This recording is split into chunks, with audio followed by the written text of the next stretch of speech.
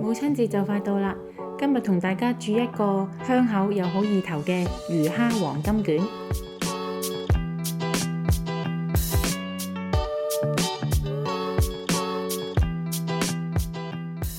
先將急凍蝦解凍，再用淡鹽水浸20分鐘。挑腸洗乾淨之後，用廚房紙印乾水分。蝦肉用刀背略拍，再剁10幾下。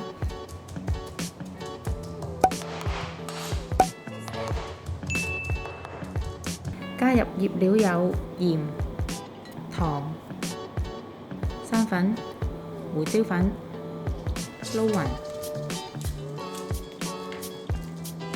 跟住加入鯪魚膠同葱粒撈勻，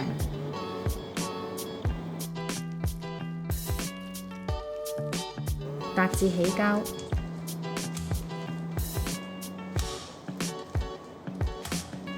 腐皮用濕嘅廚房紙抹乾淨，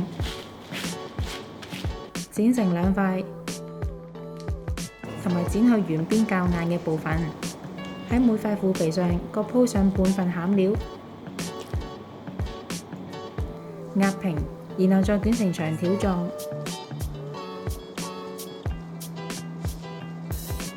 用生粉水封邊，加適量嘅水喺鍋中，然後開中大火煲滾。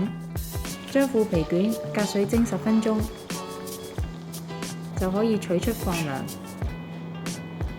跟住將腐皮卷切厚件，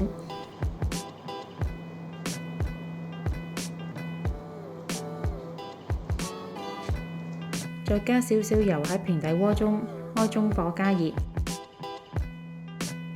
將腐皮卷煎至金黃色。